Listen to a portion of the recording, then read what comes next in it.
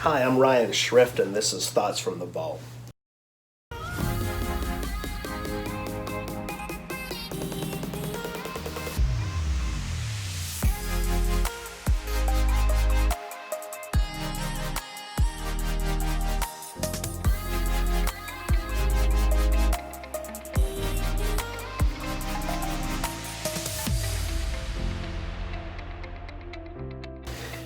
People insure their homes, their cars, they'll insure their cell phones, their laptops. I've seen people insure the interior of their cars. Hell, you can buy a 3-year protection plan on a hand vacuum. Yet, many people don't have life insurance. Your death should be a time of celebrating your life, not a time for your loved ones to crowdfund, asking for money from other people to pay your final expenses. I'm here to tell you today that GoFundMe is not life insurance. These words may be heavy for some. We have to face the reality that when we fail to plan, we create burdens for those we love most. Now, life insurance is one of the most hated and confusing topics. I'm not sure if it's pushy insurance agents or the fact that people don't want to talk about dying, but for whatever reason, many people don't have life insurance. I wanted to take a minute and talk about some of the reasons why you should definitely have it. Number one, it's selfish not to have life insurance. By not having it, you're willfully making the decision for other people to pay for your final expenses.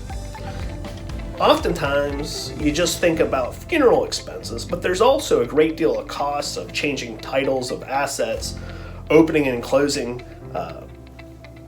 bank accounts, things of that nature.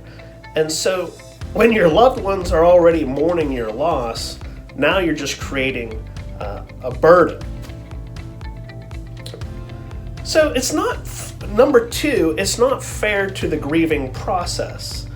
Sadness and grief and even depression can be unavoidable when we lose a loved one.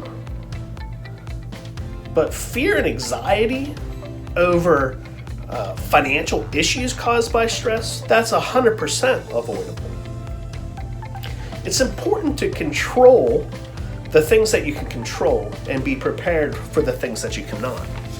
Number three, not having life insurance leaves your legacy out of control. I'm not going to sugarcoat it. People don't look too fondly on other people who left them a giant mess to clean up with no money, leaving people with financial burdens and obligations. Before I walked in here, I had Amy, who handles life insurance at our firm, just run some quotes, and you can pick up a really cheap policy, whether through like an independent insurance agent or probably on the internet or something like that, for about what Netflix costs, and it would be plenty of insurance to bury you and perhaps even help put your kids through school. So what I tell you today is that you need to have it, and you should take personal responsibility for taking care of your affairs, whether you're alive or deceased, and not put those burdens on your loved ones. And certainly don't put them in a position where they have to go to the internet begging other people for money to pay to bury you. These are some of my thoughts today. Thank you for listening.